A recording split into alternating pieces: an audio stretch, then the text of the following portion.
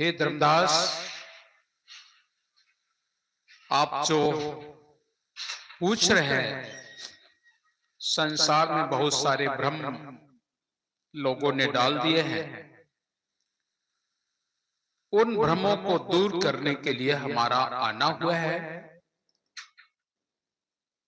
संसार में धर्म के नाम पर आडंबर पाखंड जो हुए हैं, उस सत्य का निर्णय देने के लिए हम आपके यहां आए हैं।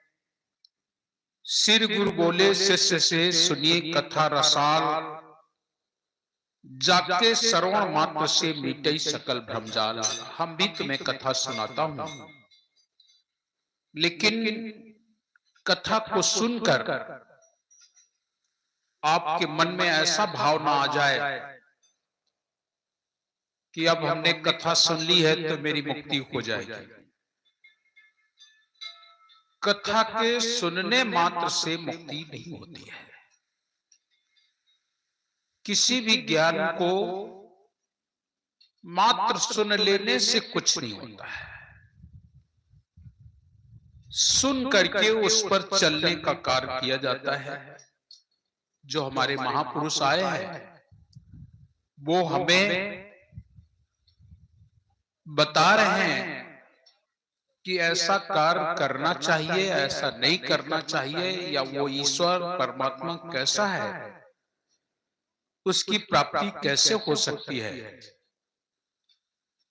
हमें उस पर चलने का, उसको अनुभव करने का प्रयास करना चाहिए, लेकिन हम लोग ऐसा नहीं करते हैं और भ्रम फैला देते हैं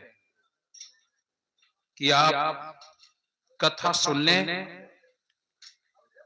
आज तो बहुत से लोग ऐसा भी भ्रम फैलाते हैं कि कथा सुन लोगे तो आपको ये मिल जाएगा, वो मिल जाएगा। ऐसा कुछ नहीं हो सकता है। सिर गुरु बोले शिष्य सुनिए कथा रसाल, जाके श्रवण मात्र से मिटे सकल भ्रमजाल। जिसके सुनने मात्र से भ्रम दूर होता है, भ्रम दूर होता है। और साहब कबीर कहते भी हैं, भ्रम छुड़ाए पत विकट को, निकट लखायो राम। ऐसे सदगुरु देव को बारंबार प्रणाम। ब्रह्म को दूर करके जिस ब्रह्म को, जिस परमात्मा को, जिस सत्य पुरुष को आप बाहर ढूंढ रहे हैं, वो बाहर ढूंढने की जरूरत की वस्तु नहीं है। वो तो घट घट में वो रमे निरंतर, तुम मत जानो उसका अंतर। श्री गुरु बोले शिष्य से सुनिए कथा रसाल, जाके श्रवण मात्र से मिटे सकल भ्रमजाल। सारा भ्रम जाल दूर हो जाता है।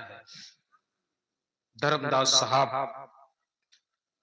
पूछ रहे हैं, सदगुरु कबीर साहब उनका उत्तर देते हुए कहते हैं, सत्य पुरुष का स्थान सत्यलोक है। सत्य पुरुष की ये सृष्टि है।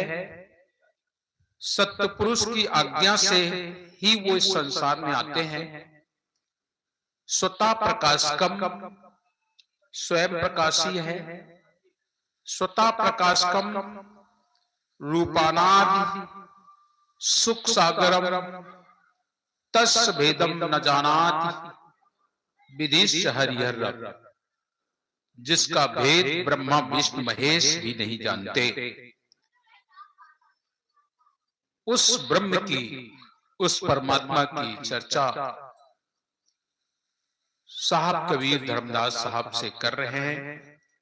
नाम सत्य नाम, सतयुग में सत्सुकृत, त्रेता में मुनीन्द्र, द्वापर में करुणामय, कलयुग में कबीर। अब हम अविगत से चले आए, काहू भेद मर्म नहीं पाए। ये सृष्टि की जो उत्पत्ति हुई, सृष्टि के उत्पत्ति के बारे में साहब कबीर धर्मदास साहब से कहते हैं, हे धर्मदास, जो तुमने पूछा है ये सृष्टि कैसे हुई, उस समय की बात इस संसार में शून्य था, कुछ भी नहीं था। उस समय की स्थिति को साहब बतला रहे हैं और कहते हैं, सत्य पुरुष जब गुप्त रहा है, मतलब सत्य में, अपने स्वरूप में, उस शब्द को कहा नहीं जा सकता है। किसी ने ज्ञान में कह दिया, किसी ने शब्द में कह दिया, कुछ लोग प्रकाश में भी कहते हैं। उस समय की बात धर्मदास साहब पूछ रहे हैं, कह रहे हैं, कहते हैं, हे साहब, उस समय की मुझे बात बताओ, सृष्टि के प्रथम में क्या हुआ था, कैसे उत्पत्ति हुई। अब साहेब मोहि देव बताई, अमर लोक सो कहां रहा। अमर लोक कहां है, ये प्रश्न है साहब का। अब साहेब मोहि देव बताई, अमर लोक सो कहां रहाई। लोक द्वीप मोहि वरण सुनावो, तृषावंत को अभी पियावो। कौन दीप हंसन को बासा, कौन दीप पुरुष रहे निवासा। भोजन कौन हंस तह करही, और वाणी कहां पुनि तहां उच्च रही। कैसे पुरुष लोक रच राखा, दीपहि करी कैसे अभिलाषा। तीन लोक की उत्पत्ति भाखो, वर्णन सकल गोई जन राखो। काल निरंजन कई विध भयो, कैसे षोडश सुत निर्मयो। कैसे चार खान विस्तारी, कैसे जीव काल बस डारी। कैसे कूर्म शेष उपराजा, कैसे मीन बारह साजा। त्रिदेवा कोने विद भयो, कैसे मही आकाश निर्मयो। चंद सूर कहु कैसे भयो, कैसे तारा गण सब ठयो। के विध भई शरीर की रचना, साहेब भाखो उत्पत बचना। जाते संशय होय अछेदा, पाए भेद मन होय अखेदा। आदि उत्पत कहो सदगुरु, प्रारंभ की बात। आदि उत्पत कहो सदगुरु, कृपा कर निज दास को। बचन सुधा सुप्रकाश कीजिए, नाश हो यम तरस को। एक एक बिलोई वर्णो, दास मोई निज जान के। सत्य बक्ता सदगुरु तुम, लेव निश्चय मान के। तुम्हारी बात हम एक एक शब्द सत्य समझकर स्वीकार करेंगे। निश्चय वचन तुम्हार, हमारा आपकी वाणी। निश्चय वचन तुम्हार, मोई प्रिय अधिक ताहिते। लीला अगम अकाद, धन्य भाग दर्शन दिए। साहब कबीर कहते हैं, धर्मदास अधिकारी पाया, ताते कई मई भेद सुनाया। अब तुम सुनो आदि की वाणी। सृष्टि के प्रारंभ में क्या था, आदि प्रारंभ में क्या था। अब तुम सुनो आदि की वाणी।